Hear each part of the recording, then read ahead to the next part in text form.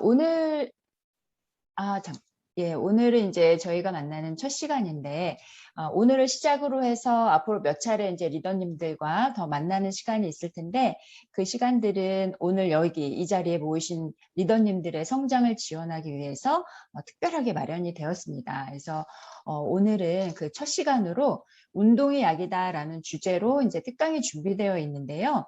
요즘 저희 회사가 가장 강조하는 키워드 중에 하나가 뭔지 아세요, 혹시? 운동, 근육? 예. 저희가 요즘에 가장 강조하는 것 중에 하나가 바로 건강 자산입니다. 그래서 건강이 그 어느 때보다도 중요해지는 시기잖아요. 그래서 오늘 아마 리더님들의 건강 자산을 듬뿍 이렇게 채워드리는 그런 시간이 될 텐데요. 오늘 강의는 방송과에서 지금 러브콜을 받고 계신 몸짱 약사님, 민재원 약사님을 모시고 특강을 진행해 보도록 하겠습니다. 민재원 약사님 반갑게 맞아주세요. 반갑습니다. 네, 안녕하세요. 민재원 약사입니다. 저 화면 공유 먼저 좀 해볼게요.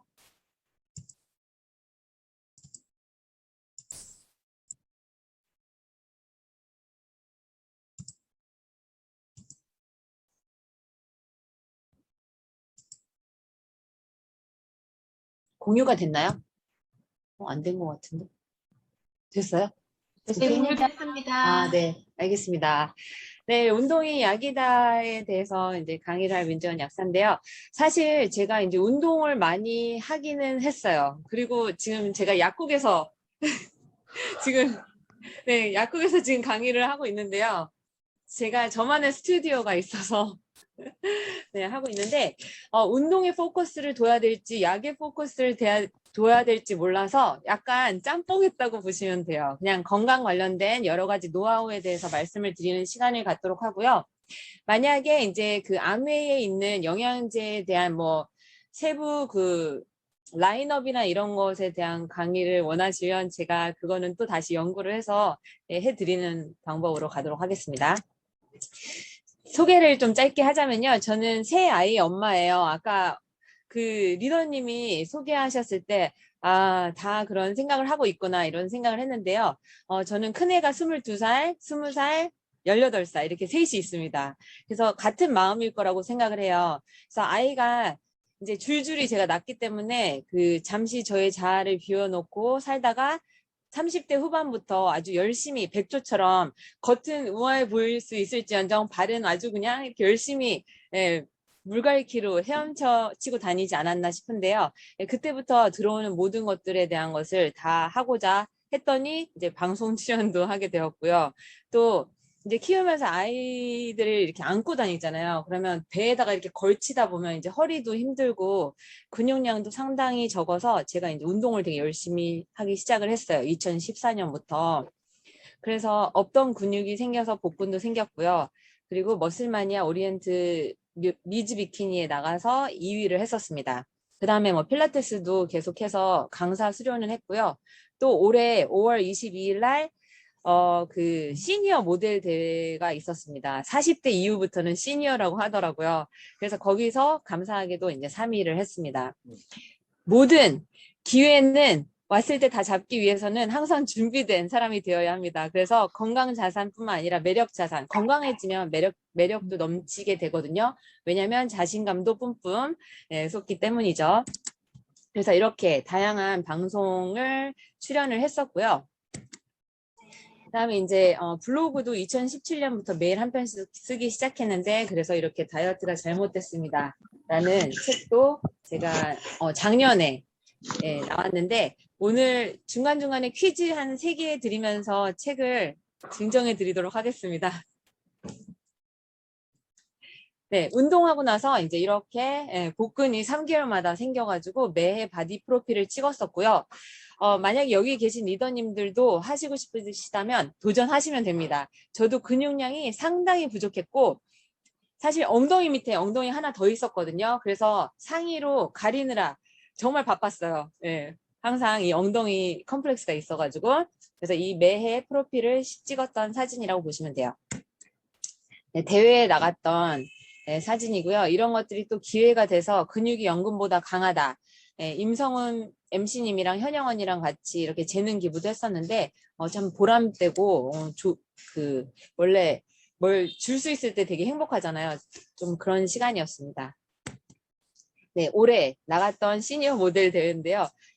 런웨이에서 이렇게 포즈를 잡고 쓰는 거 이런 경험도 참 너무 감사합니다. 네, 그래서 본격적으로 좀 시작을 해보도록 할게요. 왜냐하면 양이 좀 많아가지고 저는 이제 인생에서 세 가지를 항상 중요시해요. 특히 이제 먹는 거가 가장 중요한데요. 이 먹는 걸로 인해서 질병도 고칠 수 있습니다. 나중에 좀 더 자세히 말씀드리고요. 그리고 운동을 했을 때 그 에너지 업되고 활력. 요즘에 그 우울하시고 불면을 겪으시는 분들이 너무 많아요. 불면증 그 환자분들이 되게 많이 찾아오는데 이런 것도 이제 운동을 통해서 또는 그 부족한 영양소 이런 것들을 채워서 가능하고요. 또 영양이 이상하게 과잉이잖아요. 그럴 때는 이제 비우는 것도 중요하겠습니다. 이따가 제가 디톡스를 꼭 해야 되는 이유에 대해서 또 말씀을 드리도록 할게요. 그러면 내가 변하고자 한다면 아니면 다른 그 고객들을 변하게 시키기 위해서는 그 현재 나의 위치가 어디에 있는지 너 자신을 알라 이런 거 되게 중요하잖아요. 지금 너의 위치가 어디인지 이런 것을 아는 게 중요한데 이것은 미국 워싱턴 대학 건강측정평가연구소 조사 결과거든요. 한국인의 건강수명 단축 요인이요. 잘 보시면 식습관과 관계된 게 상당히 많습니다. 13.4개월 고혈당도 그 먹는 걸로 인해서 바뀔 수가 있잖아요. 6.5, 그다음에 술, 고혈압, 비만 이 다 더하면 아마 제가 대충 봤을 때 3, 4년은 더 젊어지실 수가 있고요. 운동 부족으로는 5.3개월의 수명이 단축된다고 보시면 되겠습니다. 그 매일 움직이는 일이 나다 이렇게 생각을 또 해보실 수가 있는데요. 노래를 잘 부르시는 분들은 이렇게 성대를 계속 쓰시잖아요. 여기도 근육이기 때문에 잘 할 수밖에 없어요. 매일 그림을 그리시는 분은 그림을 잘 그릴 수밖에 없어요. 그래서 어제와 다른 나로 태어나려면 다르게 행동을 하셔야 됩니다. 그리고 사실 삶은 그렇게 호락호락하지 않고 되게 냉정한 게 오늘의 나는 내 몸이 움직인 결과로 생긴 동작의 산물이라고 보시면 돼요. 제가 한번 그 이지혜 씨랑 방송을 촬영한 적이 있었는데 그 CJ ENM에서 찍었어요. 그래서 수다를 막 떨다가 저는 수치화하는 것을 가장 중요하다고 생각을 하거든요. 왜냐하면 나의 그 수치, 이를테면 제가 얼마나 걸었는지 이런 만보 측정기를 통해서 나는 매일 만보 이상을 걸을 거야.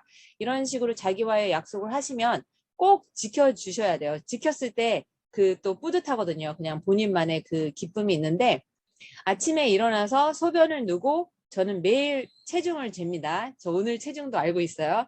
그러면 오늘 아침, 점심, 저녁 굶거나 그렇게 해서 살을 빼면 절대 안 되고요. 일단 먹을 건데 어떤 식으로 조금은 조절을 할지 이런 게 감이 오시기 시작을 할 거예요. 그러니까 일단 저탄하시고 적당량의 단백질 그다음에 좋은 지방을 드시면 되는데 그것도 좀 더 자세하게 이따가 말씀을 드릴게요.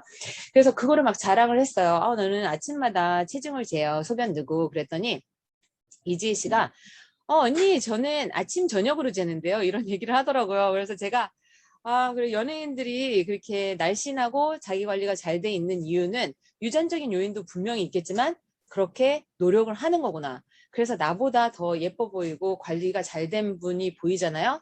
그분도 내가 안 보는 곳에서 끊임없이 노력을 하고 계신다고 생각을 하시면 돼요. 배 아파하거나 시기 질투하면 안 된다는 거죠. 네, 그러면 나에게 맞는 운동이 어떤 것인가? 이거는 제가 미국에서 한국에 오는, 제 외가가 미국이어서 오는 길에 그 타임 매거진 있잖아요. 거기에서 찍었던, 그러니까 그 잡지를 사서 정리했던 건데요. 나한테 맞는 운동을 그냥 하시면 돼요. 저는 이전에 뭐 요가도 배웠었고 필라테스도 물론 그 땄고 했는데 근력을 키우는 운동을 해야 제가 좀 더 보람되고 이제 허리 아픈 것도 덜하고 이렇더라고요. 네, 그런 것처럼 본인에게 맞는 거.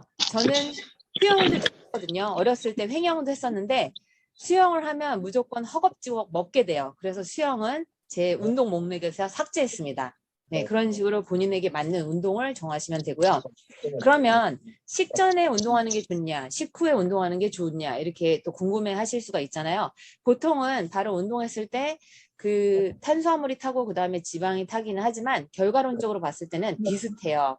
그래서 이거는 개인의 선호도에 따라서 하시면 되는데 다만 당뇨 또는 당뇨의 기미가 보이시는 분들은 식사하시고 나서 바로 운동을 하셔야 혈당 상승을 좀 낮출 수가 있습니다.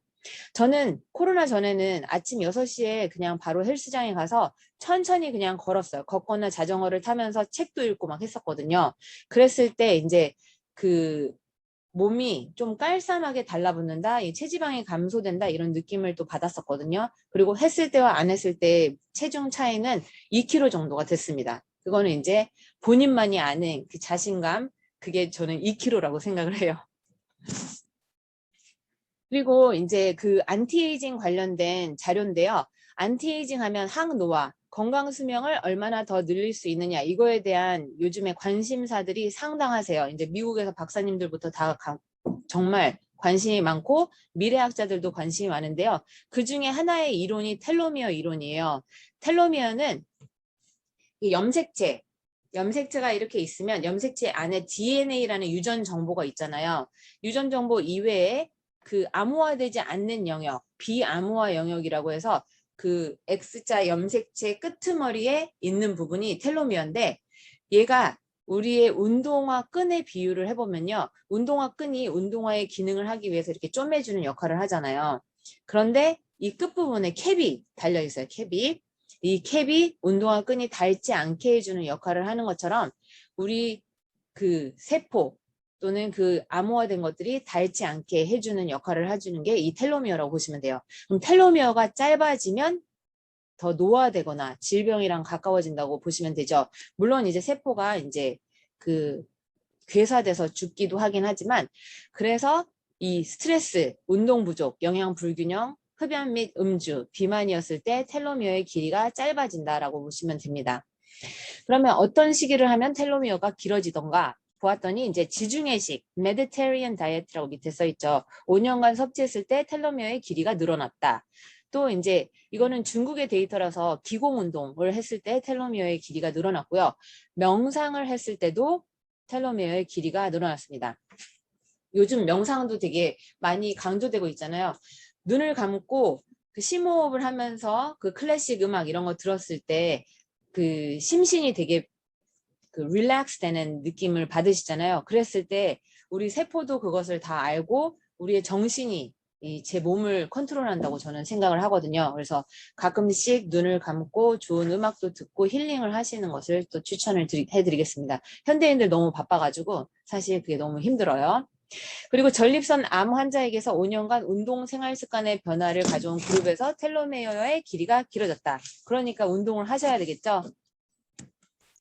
그리고 이거는 그 BMI가 25 이상이신 분들을 가지고 한 실험이에요. BMI가 그 체지방 지수인데 체질량 지수인데 이게 수치가 높을수록 그 과체중 비만이거든요. 그러니까 비만 과체중인 분들을 대상으로 운동 및 식이 습관을 개선을 했어요. 8주 동안. 그랬더니 당연히 체중이 감량이 되겠죠. 그리고 텔로미어의 길이를 봤어요. 밑에 그래프에 보시면 전보다 후가 텔로미어의 길이가 길어졌죠. 그러니까 좀 더 건강 수명이 늘어났다. 뭐 안티에이징의 효과를 보았다. 이거는 음식과 운동으로도 충분히 가능하다. 이렇게 보시면 되겠고요. 제가 또 임상 실험을 좋아하는 약사인데 텔로미어의 길이를 또 저도 측정을 했습니다. 저의 텔로미어 길이, 나이, 수명에 대해서 체크를 했는데 운동을 과격하게 했을 때 한동안 저 대회 나가고 하느라 과격하게 했잖아요. 그때와 적당량 운동을 했을 때 텔로미어의 길이를 각각 혈액 검사를 통해서 측정을 했었는데요. 적당히 운동했을 때가 사실 3년 더 젊었습니다. 아주 심각하게 운동할 때보다 한 1년 텀을 두고 했었던 기억이 나요. 그리고 이제 활동적으로 이렇게 움직이시는 분 또는 앉아서만 계시는 분 이렇게 두 가지 부류를 측정을 했더니 활동적이신 분의 텔로미어의 길이가 좀 더 길었다라고 보시면 됩니다. 그러니까 운동을 하는 게 텔로미어를 길게 한다, 더 젊어지게 한다 이렇게 보실 수가 있겠죠. 그리고 이제 근감소증이라고 해서 이게 sarcopenia가 2017년부터 질환으로 책정이 되었는데요. 여기 밑에 사진만 보시더라도 아실 거예요. 이 안에 근육이 똑같은 뭐 체중이든 뭐 비슷하다 치더라도 그 매스가 그 똑같은 외형이더라도 안에 근육이 있냐 없냐에 따라서 이렇게 분류가 되는데요. 근육이 없으면 상당히 저도 허리에 그 통증을 느끼고 살았었기 때문에 상당히 불편하더라고요. 그래서 운동을 하다가 이제 근육도 만들고 했던 건데 지금은 근육걸이라고 해야 되나? 우먼이라고 해야 되는데 어쨌든 근육량이 좀 많이 늘어난 상태예요. 식이도 이제 단백질 공급원으로 바꾸고 해서 이제 그런 결과를 냈었습니다. 자, 그러면 운동의 효과가 어떤 것이 있는지 한번 알아볼게요. 우측에 그 사진을 보시면 아이리신이라는 물질이 분비가 돼요. 어떤 상태에서 분비가 되냐면 여기 연두색으로 보이시죠? 이거는 근육에서 분비되는 물질인데 운동을 하거나 아주 추운 곳이거나 또는 강황, 울금, 뭐 캡사이신, 고추의 캡사이신 이런 매운 음식을 먹었을 때 우리가 땀도 막 나고 막 그러잖아요. 열이 막 오르잖아요. 이런 것들 세 가지 환경에서 아이리신이라는 물질이 분비가 되는데 얘는 백색 지방을 베이지색 지방으로 바꿔주는 역할을 합니다. 위에 WAT가 백색 지방이거든요. 어떻게 바꿔주냐? 그 WAT를 브라우닝 시켜서 베이지색 지방이 되면 미토콘드리아에 있는 UCP1이라는 단백질이 분비가 되면서 발현이 되면서 열 발생이 일어나고요. 열 발생이 일어나면 결과론적으로는 체중이 빠지는 이런 흐름이라고 보시면 됩니다. 어떤 조건이냐면 세 가지: 운동, 매운 음식이나 강황 또는 아주 추운 곳. 그래서 미국에서는 그 질소 탱크에서 다이어트하는 방법도 고안해 낸 것 같아요. 이 샤워기 같이 돼 있는데 135도, 영하 135도에서 쪼이면 일주일마다 몇 번씩 가면 이제 살이 빠지는 그런 원리가 되겠습니다. 그래서 지방에는요, 세 가지 색깔이 있어요. 백색 지방, 베이지색 지방, 그리고 갈색 지방. 보통 갈색 지방은 신생아 때 많이 있는데 성인이 되면서 줄어든다. 이렇게 보시면 되고요. 갈색 지방이 있기 때문에 신생아들이 떨지 않고 추운 곳에 놔둬도 옹알옹알 아무 일 없는 듯이 이렇게 할 수 있는 그 원인이고요. 그다음에 얘가 성인이 되면서 줄어드는데 백색 지방이 그 갈색 지방의 역할을 하는 베이지색 지방으로 바뀐다. 이렇게 보시면 돼요. 그리고 여기 우측 사진에 보시면 갈색 지방의 경우에 미토콘드리아의 수가 어마어마하게 많죠. 그럼 여기에는 UCP1이라는 단백질이 발현되기 쉽고 열 발생, 그 다음에 체중 감량 이런 것들이랑 관련이 있어요. 열 발생을 하게 해주는 게 갈색 지방이다. 그러면 지금 앉아 계시잖아요. 보통 앉아 계신 상태에서 나의 뱃살이 얼만큼 나왔나 한번 보시면요.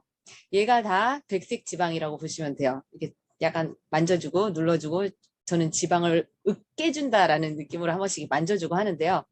이 백색 지방을 가만히 놔둘 것인지 아니면 운동이나 아주 추운 곳 또는 그런 음식을 통해서 태우실 것인지는 이 리더님들의 몫이고요. 제가 추워지니까 한 가지 팁을 드리자면 저는 옷 위에 배 쪽에요. 핫팩을 붙입니다. 배는 따뜻하게 하고 다른 부분은 또 좀 차갑게 해요.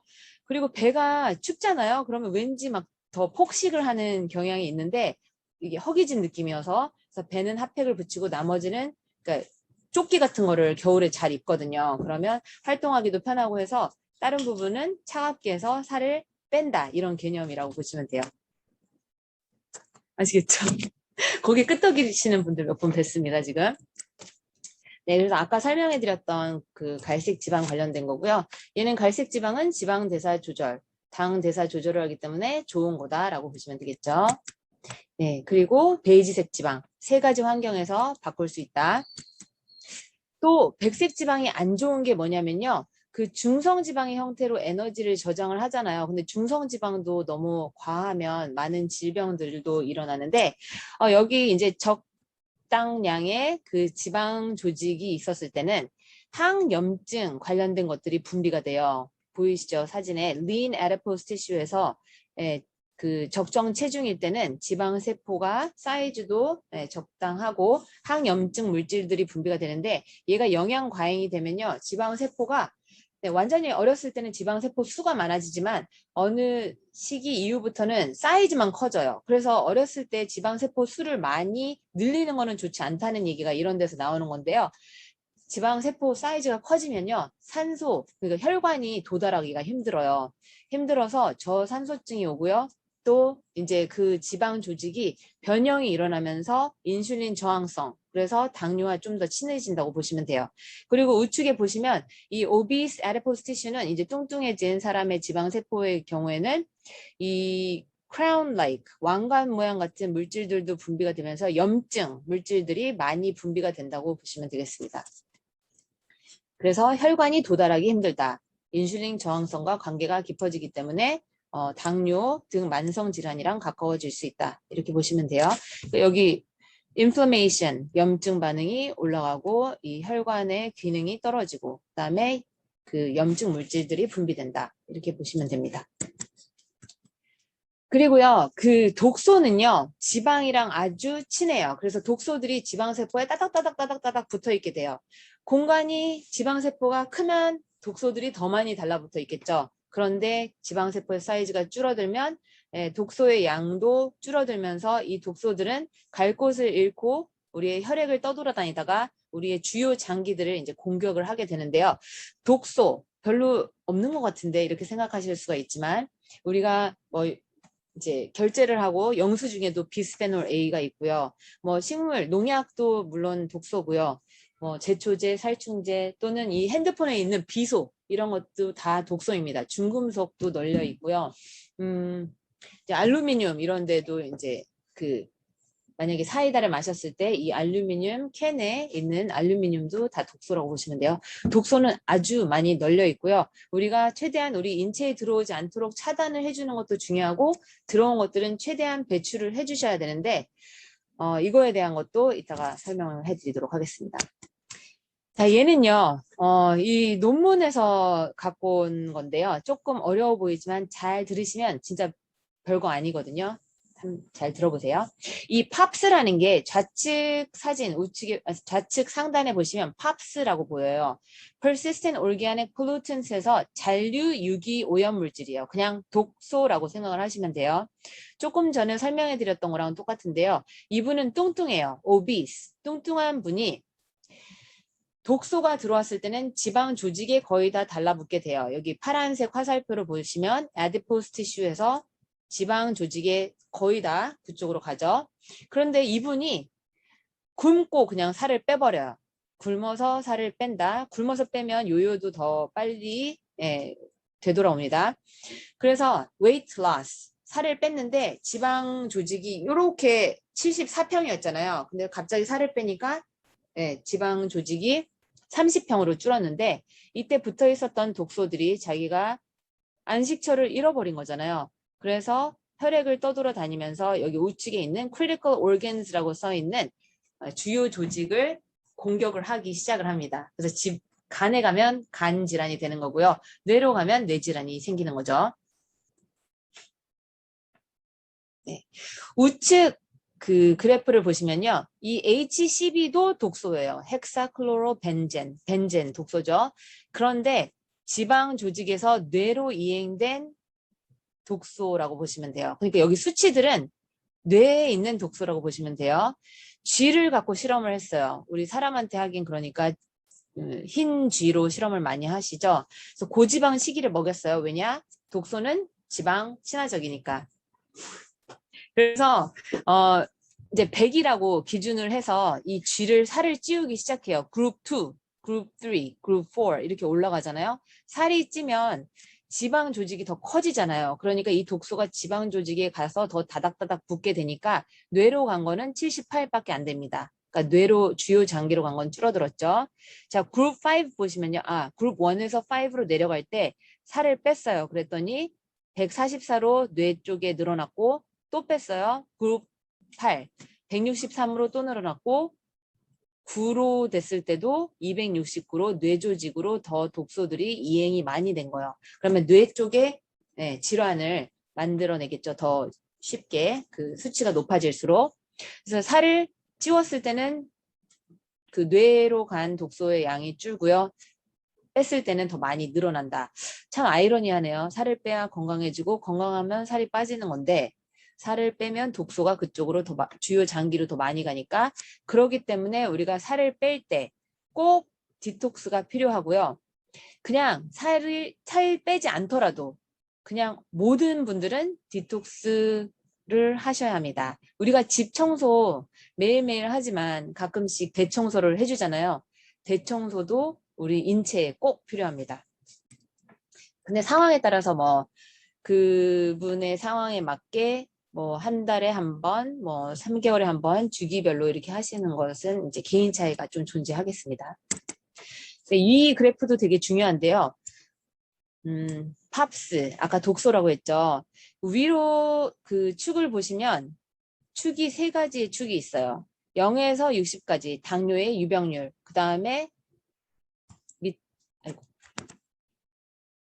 그 가로축 보시면 body mass index에서 체질량 지수고요. 그 다음에 Q1에서 Q5로는 그 독소의 양이 1에서 5로 갈수록 늘어나는 거라고 보시면 돼요. 자, 이 그래프 보시면요. 살이 찔수록 그 당뇨가 어떻게 그 유병률이 증가하느냐 보는 건데요. 이 보라색 그래프만 한번 봐볼게요. 보라색 그래프. 살이 찌면 이 당뇨의 유병률이 늘어나나요? 아니면 어떤가요? 그래프 보셨을 때. 네, 이것부터 퀴즈로 내보도록 하겠습니다. 채팅창을 이용해 주세요. 약간은 조금 어려울 수도 있는데 지금 이 질문은 어렵지 않습니다. 살이 찔수록 그 보라색 그래프 한번 보세요. BMI가 늘어날수록 살이 찌는 거잖아요. 늘어날수록 당뇨의 유병률이 어떤 현상을 일으키나요?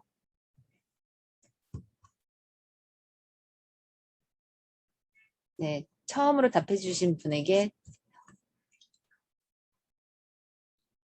아니 보라색 그래프요. BMI가 증가할수록 당뇨의 유병률은 어때요?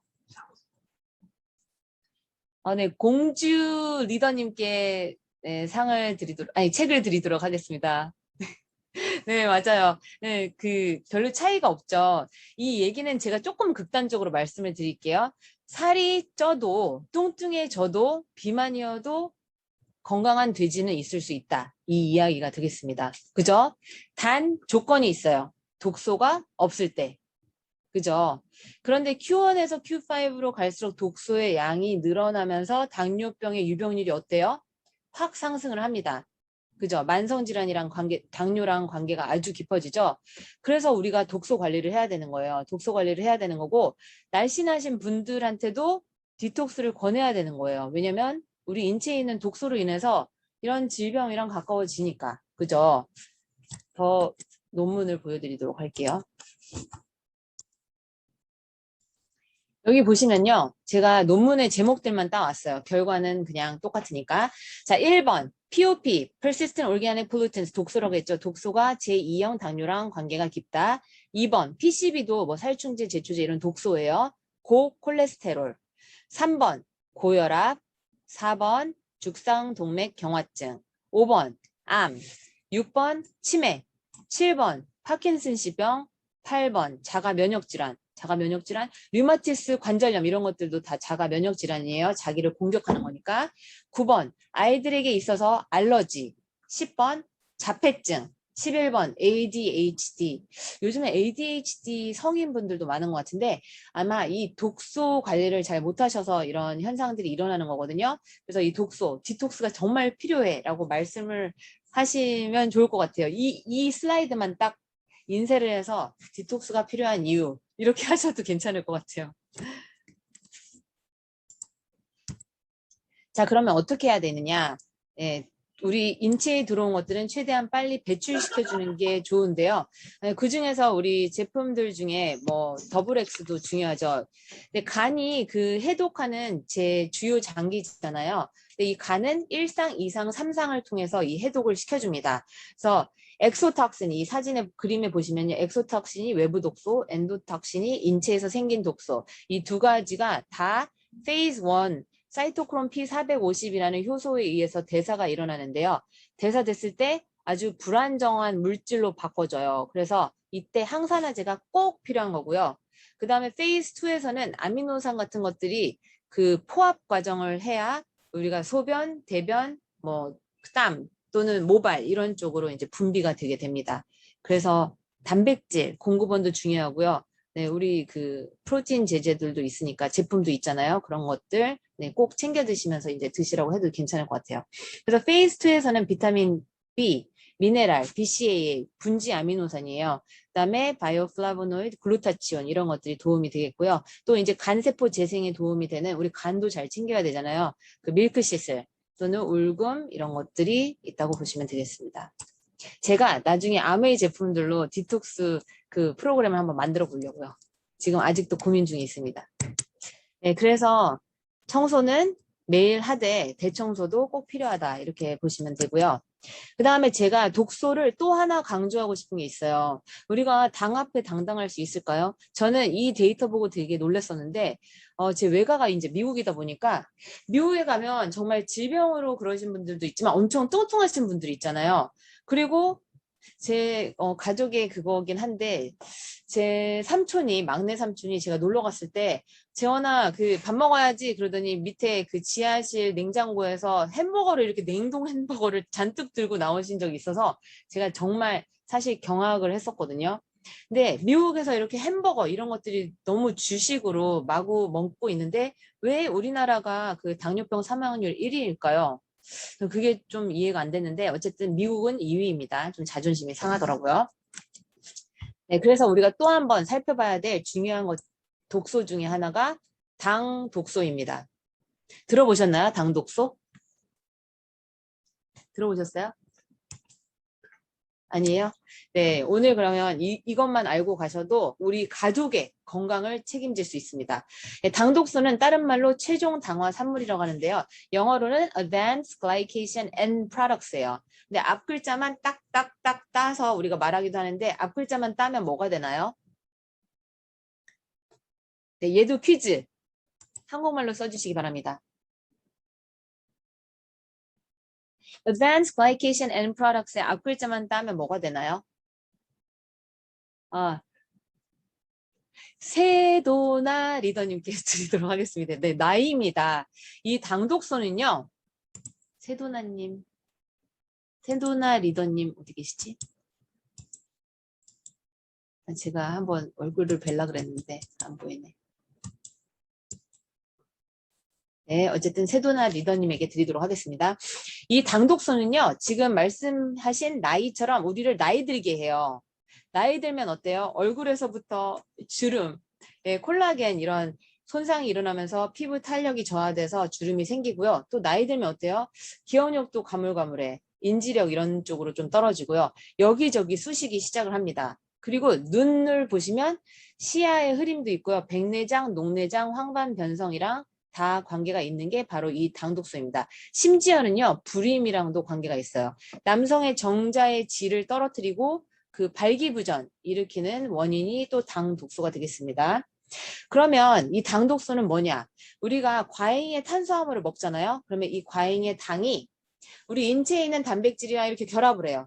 결합을 해서 우리 조직을 경화, 딱딱하게 만들고 그 기능을 잘 하지 못하게 만드는 거고요. 또 이 당독소가 만들어지잖아요. 그러면 우리 인체에 수용체가 또 있어요. 딱 결합하는 수용체가 있는데 이 수용체가 딱 만나면요. 염증 반응이 막 마구마구 이제 일어나기 시작합니다. 미세 염증부터 잘 잡아야 사실 만성질환이랑 멀어지잖아요. 그런데 그런 염증 반응이 막 진행된다고 보시면 되고요. 또 하나는요. 우리가 음식을 조리하는 과정에서 그러니까 외부로 이렇게 먹는 거죠.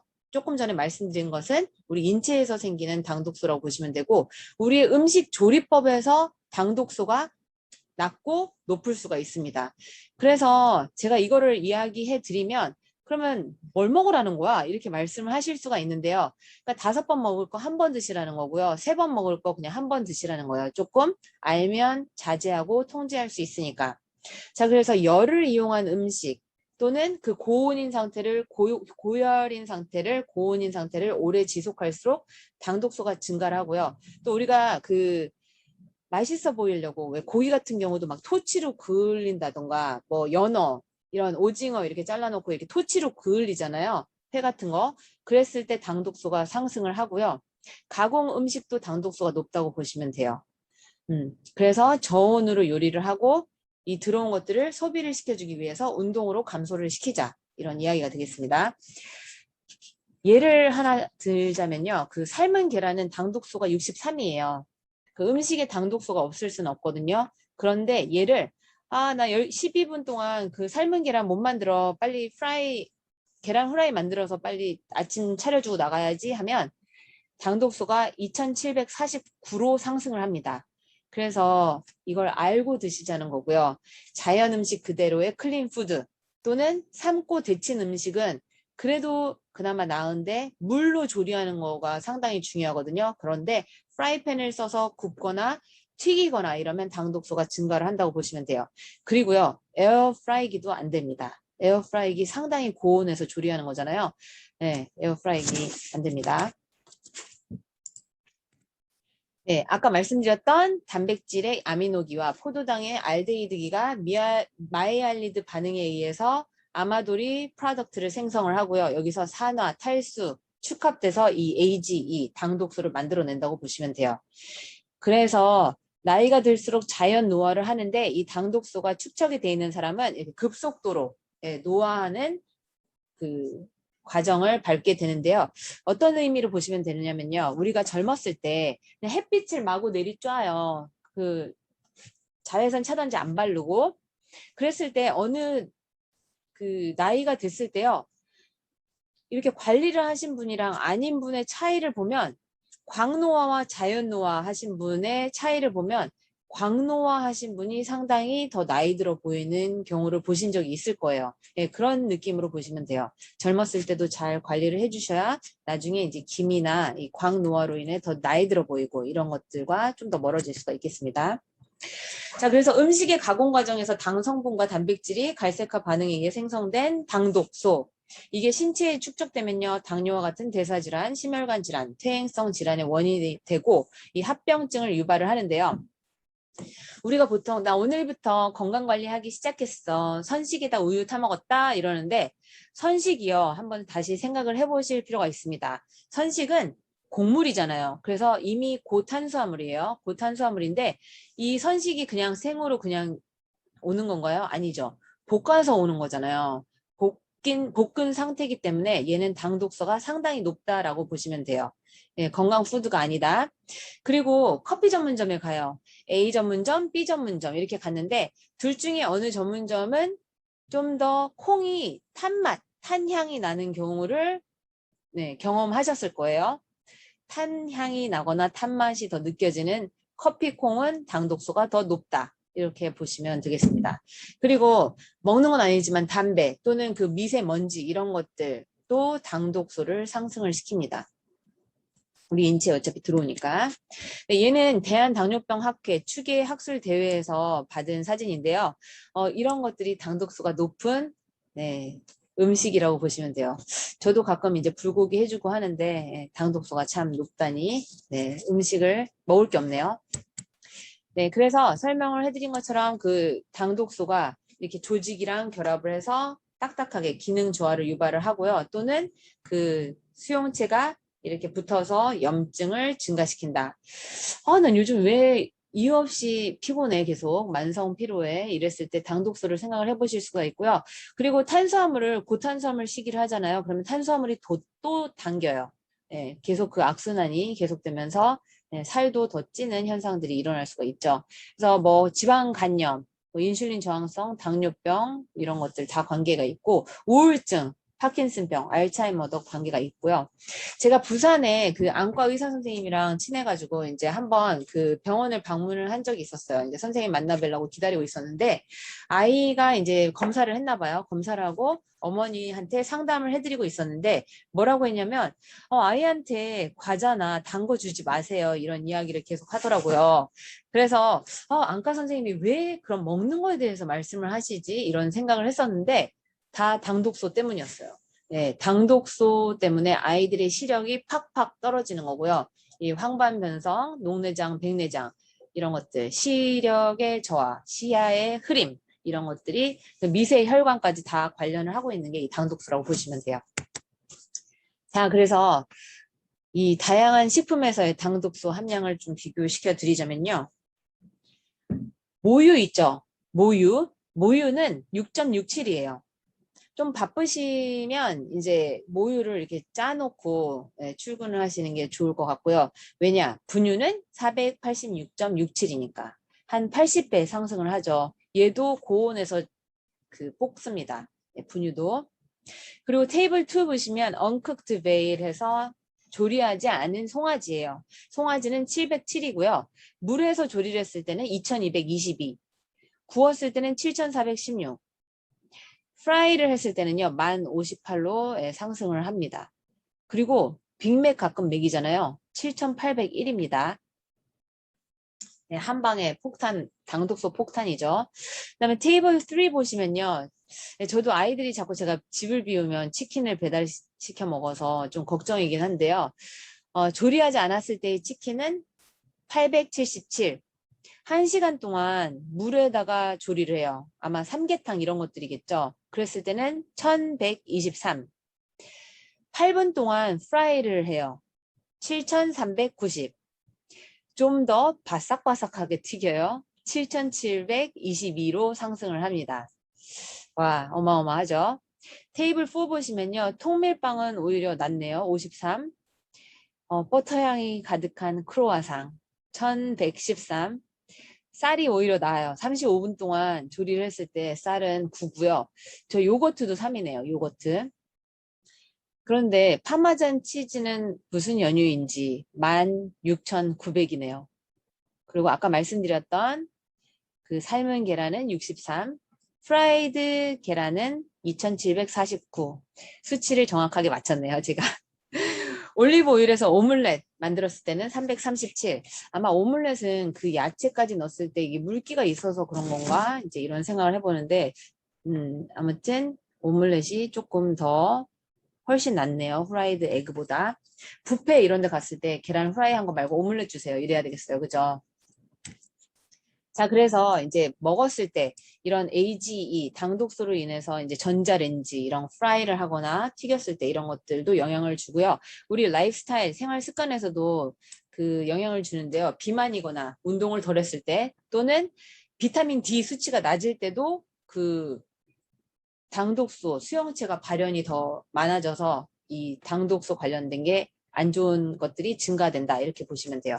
그리고요. 비만 클리닉 가시잖아요. 그러면 비만인 분에게 비타민 D를 과량으로 처방을 해주세요.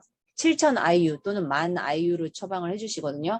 그래서 비타민 D가 이런 살, 체중이랑도 관계가 있고 면역 이런 것들이랑 관계가 있다라고 보시면 되겠습니다. 자, 그래서 이것도 이제 논문에서 따온 건데 제가 이런 사진들 이런 걸 좋아하기 때문에 여러 가지 질환 그리고 우리의 수명을 감소시키는 거가 당독소가 다 관여를 하고 있다 이렇게 보시면 되겠습니다.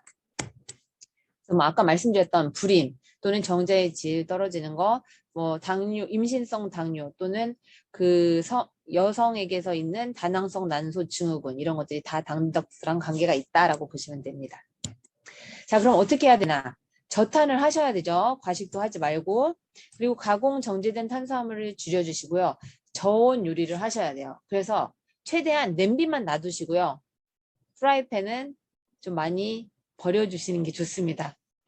저도 집에 프라이팬을 최소화로 놔뒀는데 이제 아예 안 쓸 수는 없어서 그리고 이제 좋은 기름을 사용하자는데요. 사실 좋은 기름은 비싼데 그 기름을 사용해서 그 열 처리를 해버리면 사실 말짱 도루묵이거든요. 그래서 좋은 기름은 있는 그대로 섭취를 해주는 게 좋고요. 비타민 D, 유산균, 항산화제 이런 것들 챙겨 드시는 게 좋겠습니다. 자, 그러면 자꾸 당은 안 좋아 해서 당독소까지 말씀을 드렸는데요. 그럼 먹어도 되는 당은 뭐야? 이렇게 질문을 하실 수가 있습니다. 그래서 제가 첫 번째로 추천드리는 거는요. 나한과입니다. 나한과. 몽크 프루트. 얘는요. 맨 밑에 사진처럼 키위인지 감자인지처럼 생긴 과일이에요. 중국에 있는 과일인데 장수 열매로도 불립니다. 장수 열매로 불리고 얘가 최대 장점이 뭐냐면요. 천연 감미료인데 설탕보다 300에서 400배나 달아요. 그래서 소량 쓰면 되겠죠. 그런데 얘가요. 달지만 우리가 먹었을 때 혈당 상승이 없습니다. 신기하죠? 피로 회복도 해주고 항암 효과도 있고 감염으로부터 싸워주고 당뇨에도 멀어지고 비만이랑도 상관이 없고 활성산소 이런 라디칼이랑도 싸우고 피로도 풀려주는데 혈당을 상승시키지 않아요. 아주 네, 큰 혜택이죠. 두 번째로 에리스리톨, 스테비아, 알룰로스 이런 것들이 있는데요. 뭐 스테비아 이런 것들, 에리스리톨 많이 들어보셨을 텐데 저는 스테비아는 좀 쓰더라고요. 그리고 맨 우측 사진은 제가 신라 호텔 갔을 때 그 커피를 시켰더니 설탕 말고 알룰로스도 이렇게 끼워 있더라고요. 그래서 아, 약간 앞서가는 호텔이구나 이렇게 생각을 했는데요. 자, 여기서 퀴즈 나가겠습니다. 우리 제품 중에요. 나한거가 들어있는 게 있습니다. 아시는 분 리더님 계실까요? 우리 제품 중에 시네트롤 아닙니다. 또 쓰셔도 돼요.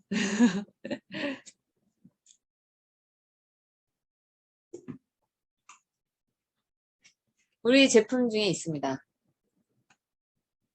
힌트요? 아, 힌트 드릴게요. 힌트. 힌트는 액상입니다.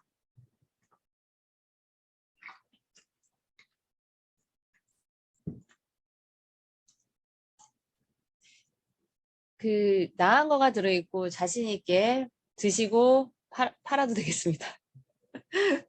드시라고 해도 되겠습니다. 엑세스. 정수연 리더님 빙고 맞추셨습니다. 네, 마시는 프로틴이 되겠습니다. 네, 박수. 네, 여기 지금 하루탄탄 영양 든든 마시는 프로틴이 보일 텐데요. 고구마, 생강, 나한과 이렇게 보이시죠? 네, 저도 이제 식사 대용으로 몇 번 먹었는데 네, 식물성 프로틴 14g이 들어있고요. 네, 나한과가 들어있어서 좀 더 건강하다라고 강조를 하셔도 좋겠습니다. 네, 그럼 좋은 기름이 어떤 거냐? 지금 북초녹을 드시면 되는데요. 있는 그대로 드시는 걸 추천을 해드리고요. 저는 어떤 60대 후반, 70대 초반 회장님이 저한테 민영사 뱃살 어떻게 빼? 하고 질문을 하셨어요. 그래서 제가 아침에 좋은 기름 3스푼 드세요. 이렇게 말씀을 드렸거든요. 그래서 이분이 실제로 실행을 옮기셨어요. 사실 기름을 아침에 드세요 이랬을 때 약간 거부 반응이 있잖아요. 거부 반응도 있고 또 기름 먹으면 더 살찌거나 몸에 안 좋은 거 아니야? 이렇게 생각을 하시는데 제가 이제 생들기름 그 엑스트라 버진 올리브 오일 또는 뭐 코코넛 오일, 아보카도 오일 이런 것들 좀 추천을 해드렸었는데 그러니까 있는 그대로 냉압착 또는 저온 압착한 기름이 좋아요. 열 처리하거나 가공하면 사실 안 좋거든요. 안 좋게 되는데 그래서 식물성 기름이라고 해서 다 좋은 건 아니에요. 저는 1번으로 생들기름 추천을 해요. 이 북초녹 드시면 되잖아요. 그런데 이분이 3, 4주 드시고 나서 갑자기 살이 쭉쭉쭉 빠지기 시작하시는 거예요.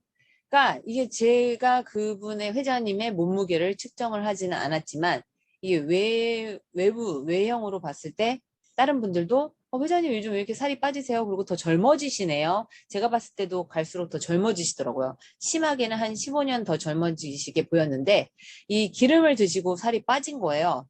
그래서 계속 빠지길래 사실 좀 겁이 났었거든요. 어느 정도까지 빠질래나 갑자기 건강이 좀 악화되시는 거 아닌가 이제 걱정을 했는데 적정 체중이 딱 되는 순간 그냥 유지를 하시더라고요. 그래서 좋은 기름은 내가 만약에 자동차다 했을 때 좋은 엔진 오일을 보충해 준다 이런 개념으로 보시면 되고요. 그 박진영 씨가 집사부일체에 나와서 본인이 아침에 먹는 식단에 대해서 공개를 했었어요. 그래서 연예인분들이 이렇게 앉혀놓고 다 같이 먹게 했는데 한번 나중에 다시 찾아보세요. 소주잔을 끌고 나오는 거예요. 소주잔을. 그래서 다들 이게 뭐야 막 이랬는데 거기에다가 이제 좋은 기름을 부은 거죠. 제 기억에는 엑스트라 버진 올리브 오일이었던 것 같은데요. 생 들기름으로도 충분합니다.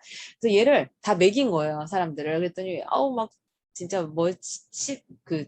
무슨 씹은 표정을 짓고 막 이러고 있었는데 제가 봤을 때는 박진영 씨가 물론 활동량도 많고 뭐 춤도 추고 하시긴 할 거 아니에요. 그런 것도 영향이 있긴 하겠지만 이런 좋은 기름을 먹기 때문에 그런 식단 뭐 이런 것들 음식에 대한 관리를 철저하게 하기 때문에 뱃살이 없지 않나 또 건강한 게 아닌가 이런 생각을 해보았습니다.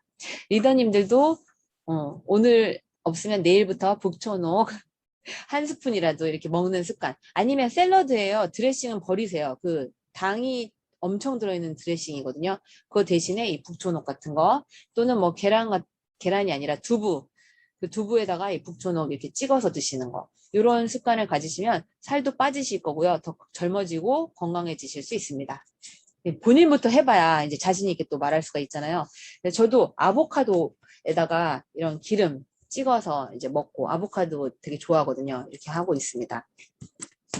네, 그래서 가정에서 기름에 관한 꿀팁은 사실 들기름은 냉장 보관이 가장 안전하죠. 그리고 기름 사이즈가 이렇게 소, 중, 대 이렇게 있으면요. 작은 것을 자주 사서 이렇게 바꿔주시는 게 좋습니다. 그래야 열, 공기에 의한 변질 가능성과 산패되는 것들을 막을 수 있기 때문이죠.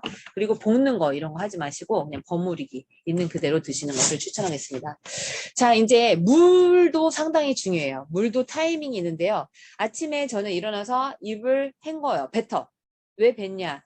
잠자는 동안에 이 세균이 증식이 했을 가능성이 크니까요. 그리고 나서 물을 한 잔 마셔요.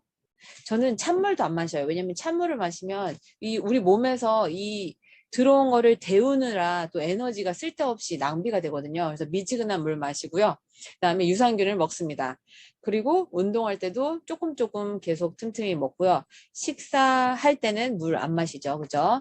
이 장수의 비결이 운동과 장수 뒤를 작동하게 하는 물이거든요. 그런데요, 우리 현대인들은 만성 탈수예요. 나 운동할 때 땀 많이 흘렸기 때문에 물 많이 마셨어. 이렇게 말씀을 하시는데요. 이 땀으로 배출되는 것이 물뿐만 아니라 전해질도 함께 소실이 됩니다. 그래서 이 탈수 및 지나친 순수 수분 섭취는요. 저나트륨 혈증을 초래하고 이제 피로, 혼란, 과민성 또는 열병 이런 것들을 만들어내는데요. 그래서 제가 추천하는 게 뭐냐면 소금물도 추천을 합니다. 소금물 힘드시잖아요. 탕탕국을 드시면 되는데요. 탕탕국은 바로 이따가 소개를 해드릴게요. 자, 우리는 이 세포와 혈액 건강만 신경을 써요. 그런데 이 세포와 혈액 간의 물질 교환, 뭐 대사 또는 그런 간에서 해독하기 위해서는 해독 시스템이 잘 이루어지기 위해서는 이 상호 왔다 갔다 하는 중간에 이 세포외 기질액을 보충해 주는 게 중요하거든요. 이 세포외 기질액이 ECM인데요. 물과 전해질입니다. 그런데 우리가 생각보다 물도 잘 마시지 않고요. 이 전해질 보충에 되게 소홀하다는 거죠. 그런데 정제된 소금 말고요. 천일염 이런 소금들은 전해질, 미네랄이 풍부하거든요. 그래서 제가 아까 소금물을 추천해 드린 거고요. 그냥 소금물을 마시려니 되게 닝닝하고 되게 이상하단 말이에요. 그랬을 때는 오히려 이런 설렁탕, 도가니탕, 미역국 또는 동치미, 갈비탕 이런 것들 드시면요. 저는 가끔가다 갈비탕을 끓여놓고 고기는 먹을 때도 있고 안 먹을 때도 있지만 소금물 섭취를 위해서 컵에다가 그냥 갈비탕을 뜨거운 상태에서 덜어요. 좀 일부를. 그리고 나서 이제 돌아다니면서 일하면서 갈비탕 물을 이렇게 마십니다. 갈비탕이나 이런 따뜻한 국은 마시겠는데 소금물 물론 약간 데펴서 드시면 또 괜찮겠지만 그냥 마시기에는 좀 닝닝하단 말이에요. 그랬을 때는 이런 국들을 이용해 주시면 좋습니다. 그러면 우리의 세포의 기질액 그것들이 보충이 되고요. 서로 물질 교환, 그다음에 해독 그런 가동률이 높아진다고 보시면 돼요. 그래서 정제된 소금, NaCl이 나쁜 거지 천일염, 종합 미네랄은 좋은 거다. 그리고 또 한 가지 말씀드리면요. 설탕이 나쁜 거지 소금은 나쁘지 않다. 이렇게 보시면 되겠습니다. 자, 그래서 얘는 생리학책 629페이지짜리를 하나로 요약을 해놓은 건데요. 건강하려면 이 대사가 정상적으로 잘 이루어져야 되겠죠. 우리가 탄단지 왜 먹나요? 에너지를 만들어내기 위해서 먹는 거잖아요. 그런데 이제 비타민 B 또는 코큐텐 이런 것들이 부족할 때는 막 먹었는데도 피곤해. 그랬을 때 저는 비타민 B군이랑 코큐텐을 권하거든요. 더블 X랑 코큐텐 권하시면 되잖아요. 피곤한 사람. 그리고 이것들이 잘 돌아가기 위해서는 비타민, 미네랄, 항산화제, 파이토케미칼. 어머, 4번까지 더블 X네요. 그죠? 그리고 이제 5번째, 필수 지방산, 오메가3가 풍부한 것들이고요. 그 다음에 스트레스와 독소를 최소화해서요. 이 이화작용과 동화작용이 잘 이루어져서 그 에너지 내고 이용할 수 있게 해주시는 게 좋겠습니다. 그러면 우리 효소의 일터, 면역계, 호르몬, 자율신경계 이런 것들이 잘 원활하게 돌아가면서 건강을 유지할 수 있겠죠. 이런 흐름이라고 보시면 돼요. 그래서 더블 X를 얘기했으니까 기본 중에 기본이 더블 X고요. 저는 이제 건강기능식품은 이거 너무 뭐 음식으로만 먹으면 되는데 이런 거 막 이렇게 약간 거부하시는 분들 계시잖아요. 우리 인체에 해롭지 않습니다. Do no harm이고요. 왜 먹어야 되냐면 일단 요거 먼저 말씀을 드릴게요. 우리가 야채를 깨끗하게 씻었어요. 깨끗하게 씻었어요. 그럼 그 야채는 정말 깨끗한 걸까요? 외부는 아주 깨끗하게 씻었다는 가정하에 네. 왜 깨끗하지 않은지 톡으로 남겨주세요.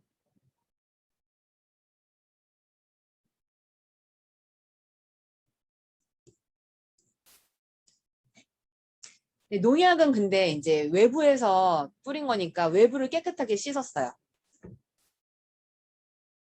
오, 네. 땅의 산성화도 맞는데 네, 일단 땅의 산성화라고 하신 김미정 리더님께 이제 먼저 드릴게요.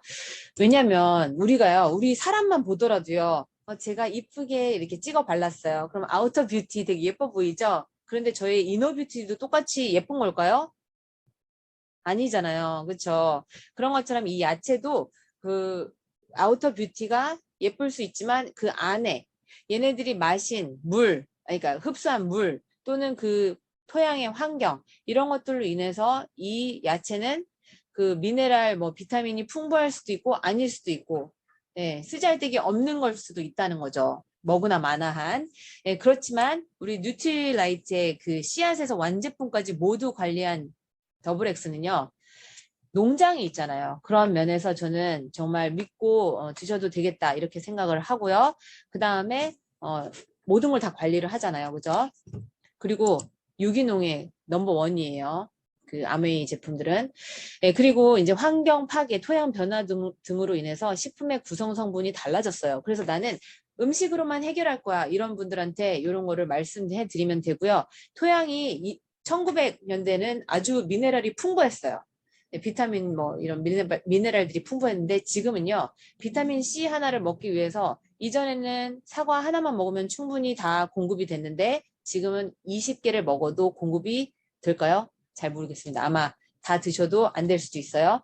식품의 미네랄, 비타민 함유량이 40%가 감소가 됐고요. 이 환경 오염이 심해지면서 항산화, 비타민, 미네랄의 우리 필요량, 우리가 인체가 필요로 하는 양이 증가를 했습니다. 그러니까 먹는 것뿐만 아니라 당연히 더 보충을 해주셔야 된다는 거예요. 네, 그래서 더블 X의 우수성. 자, 여기서부터는요. 제가 저의 생각과 일치해서 제가 이분이 고른 것을 가지고 와봤습니다. 미래학자예요. 그리고 현재 구글의 이사이십니다. 구글 아시죠? 되게 유명하잖아요. 구글의 이사고 미래학자래요. 미래를 내다보는 미래에 대해서 연구를 하시는 분. 그다음에 책도 엄청나게 많이 쓰셨어요. 제가 보니까 레이 커즈와일이라는 분인데요. 이분은요. 하루에 영양제를 100알 드세요. 아침에 30알 이렇게 드신다고 하는데요. 연간 11억 원을 투자를 하고 있습니다. 그러니까 지출을 하고 있어요. 영양제 사는데. 네, 그 많은 100알의 영양제를 드시는데 그 중에서 뽑은 4가지가 있어요. 첫 번째, 포스파티딜 콜린. 두 번째, 코엔자임 Q10. 세 번째, 비타민 D. 그 다음에 네 번째, 오메가 D3입니다. 포스파티딜 콜린 뭔지 아세요? 포스파티딜 콜린. 얘도 퀴즈. 왜 이래 오늘. 포스파티딜 콜린 뭔지 아세요? 우리 제품에 있습니다.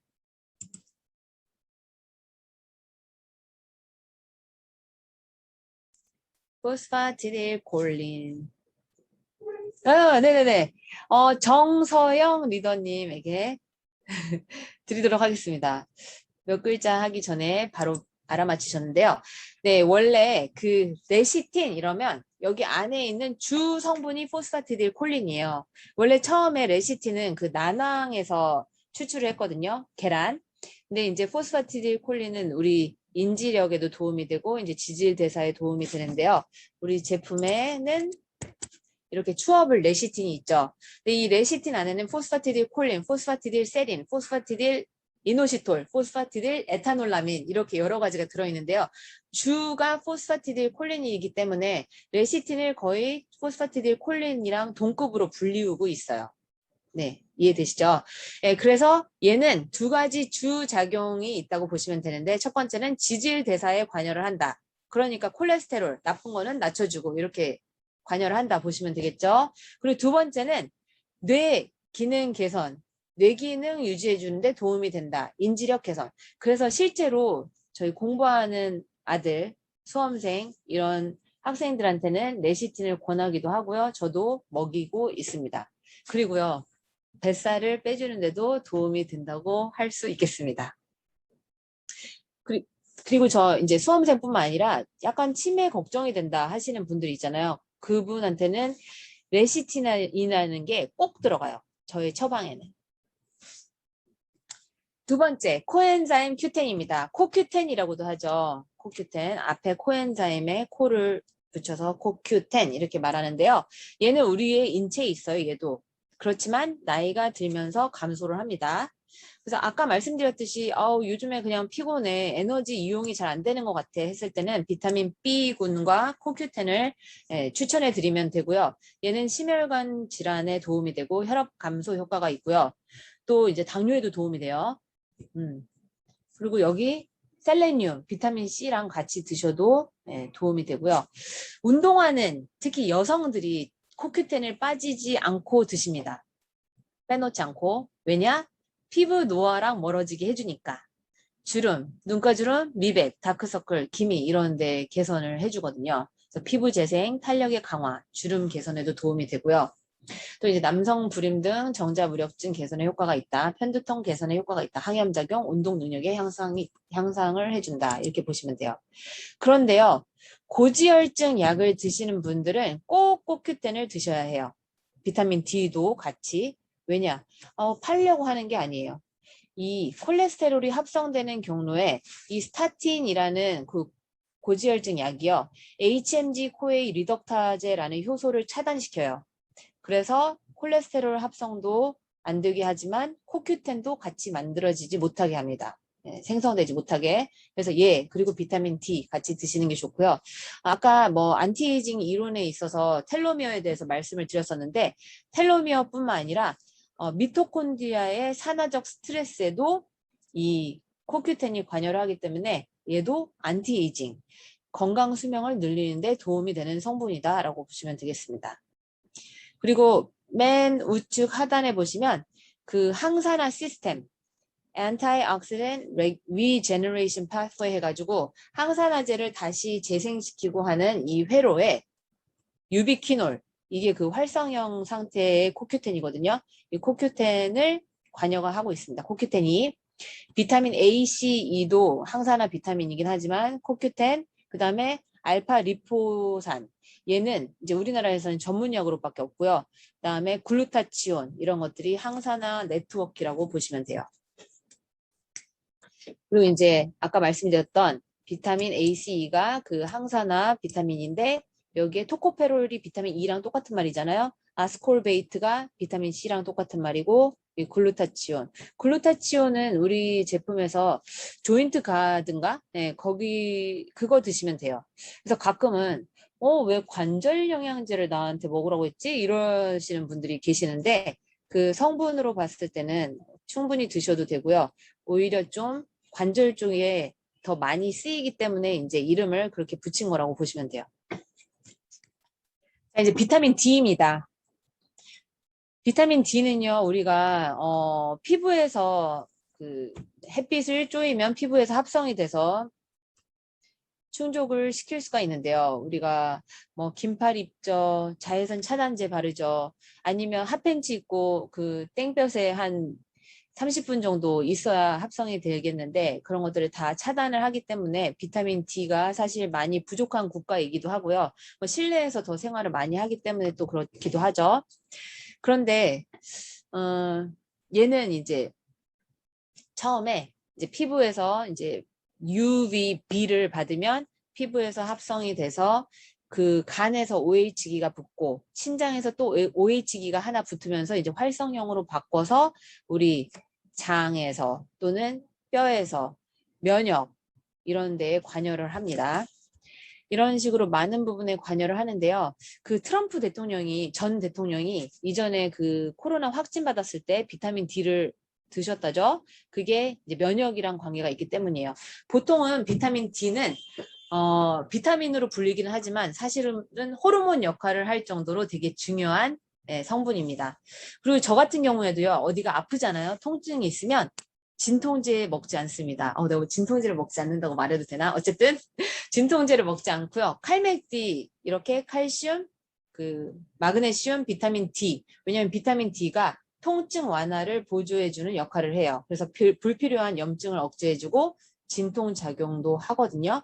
아이들에게 있어서 성장통에도 도움이 돼요. 그래서 얘랑 근이완 역할을 해주는 마그네슘 같이 드시잖아요. 그러면 여기 막 통증이 있었어. 만약에 운동하다가 뭐 통증이 있었어요. 그러면 저는 마그네슘과 비타민 D가 꼭 들어간 제품을 먹고요. 칼맥디 드시면 되잖아요. 칼슘도 세 가지가 같이 어우러졌을 때 환상입니다. 꿀 조합. 근데 이미 그렇게 되어 있으니까 너무 훌륭하고요. 그 다음에요. 비타민 D가요. 어떤 역할을 하냐면 부족하면요. 아까 비만 클리닉도 말씀을 드렸어요. 이게 부족하면 동물만 겨울잠 자는 게 아니에요. 사람도 겨울잠 자는 행동을 합니다. 인간 동면 증후군이라고 하는데요. 갑자기 막 비축을 하기 시작을 해요. 겨울잠을 자야 하니까. 그래서 식욕이 증가를 하고요. 체중도 당연히 증가할 수밖에 없죠. 그리고 동파 방지를 위해서, 결빙 방지를 위해서 생존 전략으로 이렇게 체중을 증가시키기 때문에 달고 짜고 이런 것들을 자꾸 찾게 됩니다. 그러면 당연히 혈당도 올라가고 혈압도 상승시키고요. 그죠? 겨울잠을 잘 때는 굼띤 이렇게 행동이 느려지고 또 면역력이 비타민 D가 관계가 있었잖아요. 그래서 감기에 걸리기 쉽고 이런 근육통, 두통 또는 우울하고 잔병 치레들이 증가를 하기 시작을 합니다. 제가 불면증 호소하시는 분이 많이 오신다고 했잖아요. 이 여러 가지 조합들을 이렇게 해드리는데 비타민 D를 한번 빼먹은 적이 있었는데요. 왜 자꾸 좀 별로 도움이 안 되는 것 같다 그래서 제가 한번 비타민 D를 고함량으로 드린 적이 있었거든요. 이게 이제 이거는 개인 차이가 존재하기 때문에 다 모두한테 해당되는 건 아니지만 그분이 비타민 D를 고함량 드시고 나서 이제 좀 수면의 질이 좋아진 적도 있었습니다. 아마 이런 우울증 이런 것과 관계가 있기 때문에 그러지 않았나 이런 생각도 해보았는데요. 아무튼 비타민 D도 중요하다 이렇게 보시면 돼요. 그리고 살찌지 않으려면 비타민 D 잘 챙겨 드셔야 돼요. 특히 가을, 겨울 이렇게 넘어갈 때요. 비타민 D 수치가 많이 부족하고 결핍인 경우가 많아요. 저도 결핍이어서 그 5,000IU로 빵빵 때려 넣다가 이제 정상된 거 확인하고 이제 끊었었거든요. 근데 끊었어도 400 이상, 800, 1000 IU 정도 계속 보충을 해주시는 게 좋습니다. 자, 이제 마지막 오메가3입니다.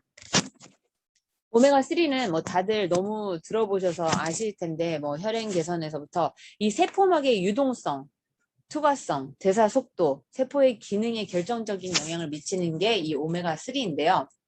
제가 아이들한테 강의할 때 어떤 내용을 하냐면요. 지금 이 세포 신호 전달과 오메가3가 관련이 있거든요. 오메가3의 함량은 보통 EPA와 DHA를 더한 거를 오메가3의 함량이라고 하잖아요.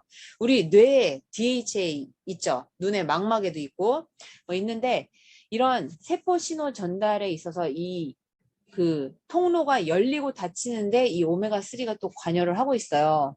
그래서 아이들 강의 갔을 때는요. 제가 고등어, 연어, 그 등푸른 생선 또는 그 견과류 이런 것들을 잘 먹어야 된다 이야기를 해주면서 이 세포막을 딱딱하게 하는 트랜스 지방, 그 피자, 햄버거, 불고기, 머핀 이런 것들 편의점에서 많이 파는 것들 먹지 말아야 된다 말을 해주고 있는데요.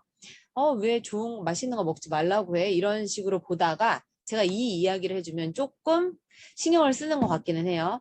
이 세포막에 부들부들, 불포화 지방산이 많을수록 부들부들한데요. 이 트랜스 지방은 불포화 지방산이 그러니까 이중결합이 있긴 하지만 세포막을 딱딱하게 만들어요.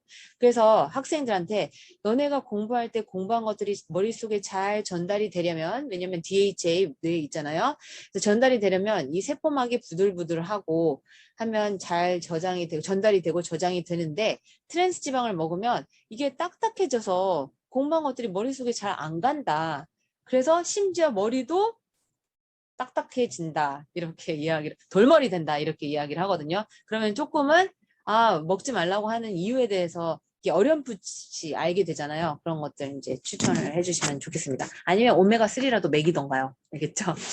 그리고 이 지방산 불균형 있잖아요. 보통 우리가 오메가3와 6를 이야기하는데, 6가 많이 증가된 상태인 시기가 많잖아요. 그래서 얘를 균형을 맞춰주려면 오메가3를 좀 더 챙겨서 먹으면 됩니다. 오메가6도 하는 효과가 좀 있기는 한데, 이제 이런 오메가 지방산 불균형에 대해서 말씀을 드리자면, 어쨌든 항염회로로 가기 위해서는 오메가3를 더 보충을 해주는 게 좋겠죠.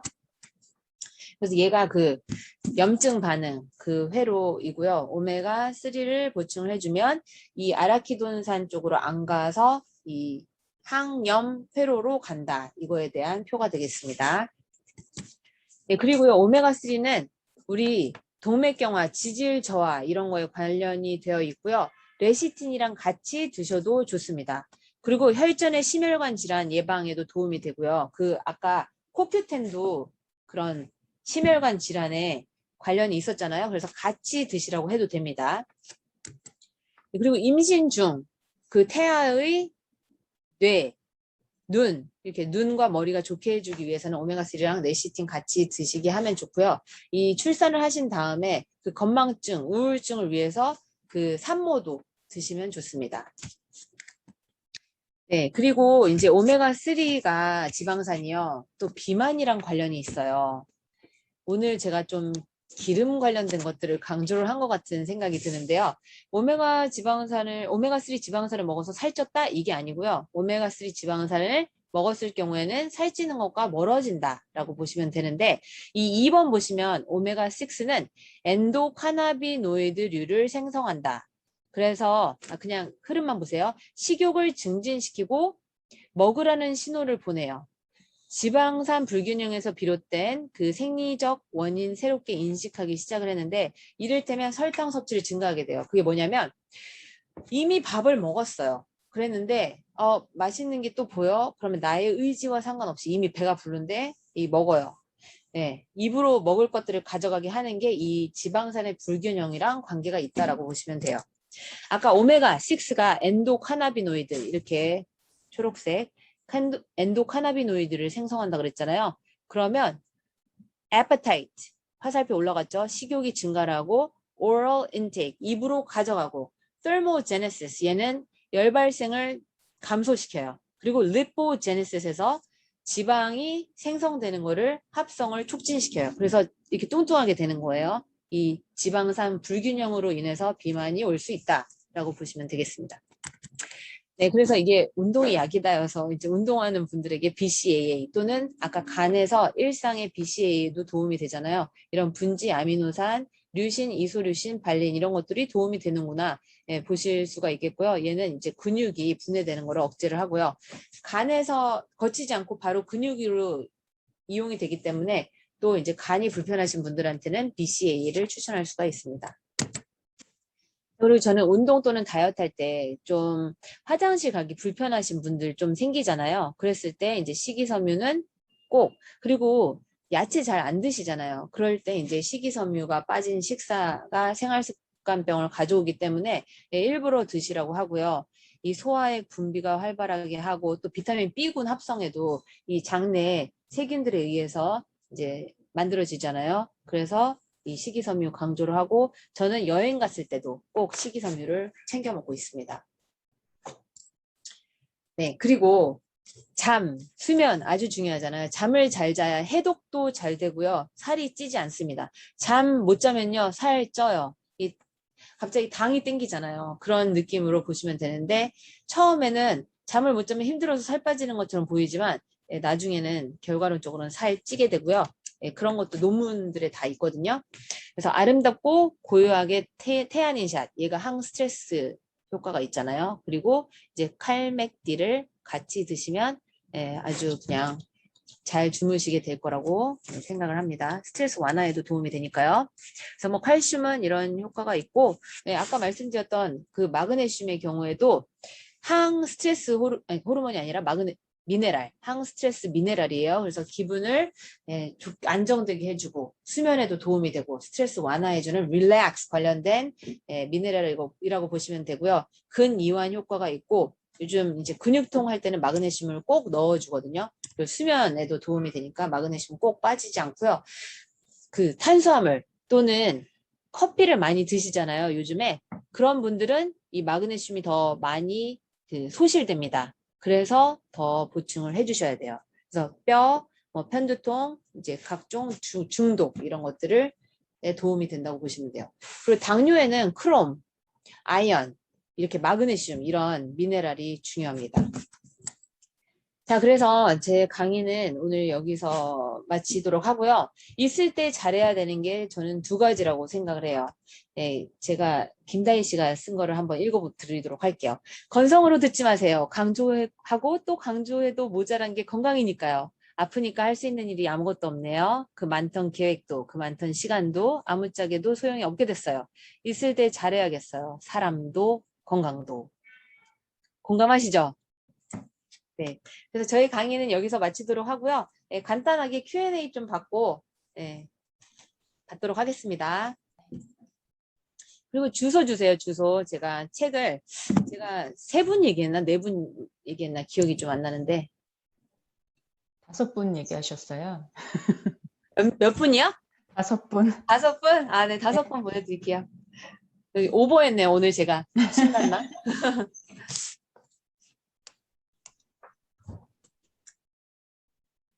제가 유튜브나 뭐 블로그도 운영을 하거든요. 블로그가 되게 좋은 게 비밀 댓글을 쓸 수가 있어요. 그래서 뭐 그 강의를 들었었다 하면서 뭐 글 남겨주시면 제가 비밀리에 남겨드릴 수도 있으니까 참고해 주시면 되겠습니다. 예, 도움이 되셨나요? 마이크 켜시고 얘기하셔도 좋을 것 같아요, 이제.